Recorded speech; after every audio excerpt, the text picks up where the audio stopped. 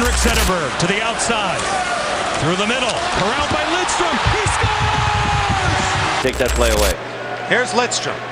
To Lang. To Lidström. Firing. Scores! Number 200! What if I told you that hockey's most flawless blue liner almost packed his bags and vanished from the NHL before the legend even began? Nicholas Lidström, nicknamed the perfect human by teammates who swear they never saw him sweat, would eventually hoist 4 cups, capture 7 Norris Trophies, and retire with a jaw-dropping plus 450 rating. Yet his road from sleepy Västerås, Sweden to all-time greatness was paved with brutal culture shock, loneliness, and one humiliating playoff collapse that left him dialing home in tears. Ready to see how a quietly stubborn Swede rewired the very idea of defense? Smash that subscribe button so you never miss stories like this, and let's dive straight into the chess master mind of Nicholas Lidström. But first, to understand how perfection was forged, we have to rewind to a modest Swedish rink in 1980.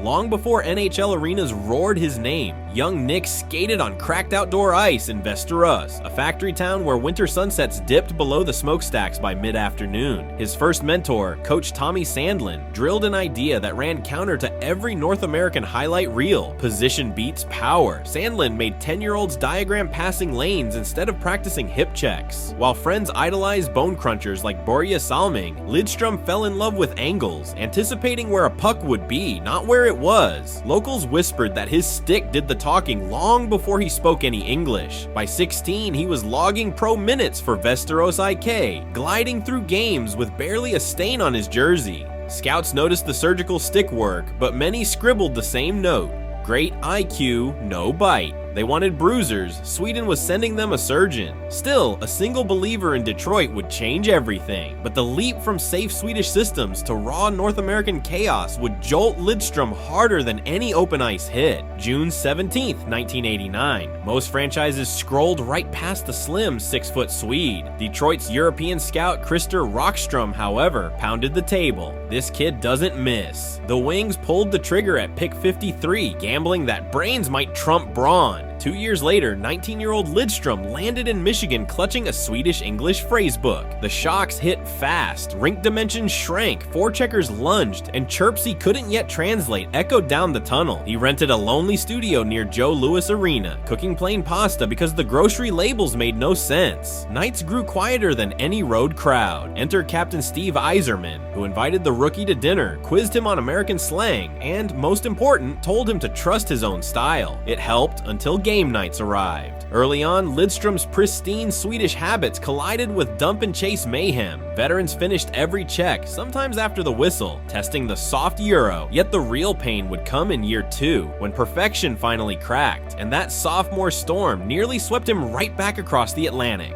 Lidström's debut stunned the league, plus 36 60 points, all rookie honors. Detroit media gushed over the polite newcomer who never errs. Then the clock struck year 2. 1992 to 93 became a nightmare. Stat line plunged to minus 12. Giveaways in crunch time, and a brutal Game 7 versus Toronto where he was on ice for 3 goals against, including the dagger in overtime. Headlines snarled, Swedish experiment failing. Trade him now. Talk radio callers labeled him soft. Some teammates privately wondered the same. Back in his empty apartment, Lidström dialed his parents in Västerås. "Maybe I should come home," he muttered in Swedish, voice cracking. The call ended with a fatherly challenge. Prove them wrong. When the Wings bowed out, the soft-spoken defender boarded his flight to Sweden with a notebook thick with every mistake from the season, his summer blueprint. The rebirth would start before the jet lag wore off. The very next morning, Lidström marched into his childhood rink with trainer Tommy Sandlin. They dissected every errant pass, every missed angle. Days blurred into a loop, power skating at dawn, leg press marathons at noon, notebook reviews at night. He added 12 pounds of rock-solid leg muscle and shaved milliseconds off his lateral start. More important, he abandoned the urge to mimic North American bruisers. Chess, not checkers, Sandlin reminded him. Lidström vowed never again to chase hits that didn't matter. He would let efficiency become intimidation. By August, the Wings barely recognized the man returning to camp. Thicker legs, sharper grin, and pages of solutions. What happened next proved that the NHL's newest brainiac could dominate on his own terms. 1993-94 opened with a bang. Lidström racked up 56 points and a plus 20 while drawing top pair assignments nightly. Scotty Bowman, king of tough love, finally cracked a smile. Number 5 sees the game in slow motion. Opponents noticed too. Rushes died on his stick, and he skated away untouched. The 95 Red Wings steamrolled to the Cup final before New Jersey's trap suffocated them. Even in a sweep, analysts singled out Lidström's measured brilliance. He was now the pillar Detroit built around. Fans still craved a championship, but the Swede was closing the gap between potential and perfection at warp speed. Next up, a postseason that would rewrite both his reputation and Detroit's tortured narrative.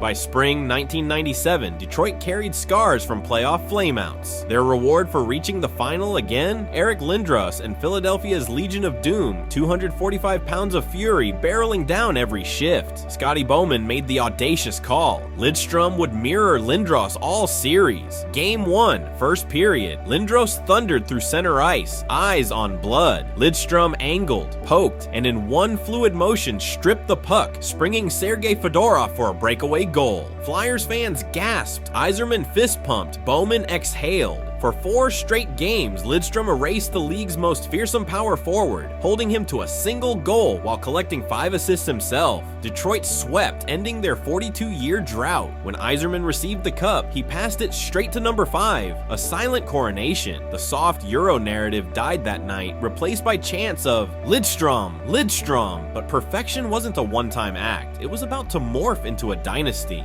From 1998 to 2008, Lidström transformed consistency into an art form. 3 more Stanley Cups followed. He snatched 6 of the next 8 Norris Trophies, making the award feel monogrammed with his initials. One stat left analysts speechless. During the 1999 to 2000 season, he logged over 1,800 minutes while serving just 20 in penalties. 20, that's one minor call about every 8 games against the best forwards alive. His jersey often looked freshly laundered at the buzzer. Teammates joked he burned more calories tying his skates than killing rushes. In 2002, he broke another barrier. First European to seize the Conn Smythe as playoff MVP, averaging over half the game on ice and steering Detroit's star-studded bench like a metronome. 6 years later, he slipped on the sea, then captained Detroit to yet another cup, becoming the first Euro-born captain ever to do so. Yet even machines must power down, and the final chapters added one last layer to the legend.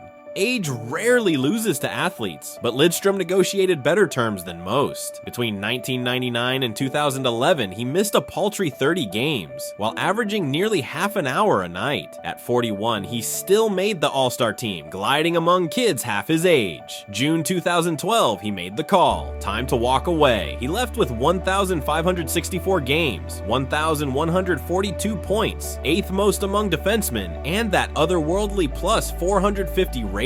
Detroit retired number 5 instantly. Hall of Fame voters gave him 100% of the vote 3 years later, but trophies and totals tell only half the story. Lidström rewired defense. He proved that angles, anticipation, and ice-cold nerve can stifle brute force. Today's crop of smart, stick-first blue liners, think Victor Hedman, Cale Makar, trace roots to the Swede who never chased a hit he didn't need. He made boring beautiful and turned efficiency into spectacle. So the next time you watch a defender glide instead of crush, remember, you're seeing echoes of the perfect human. Thanks for watching, and drop your favorite Lidström moment in the comments below. See you next time.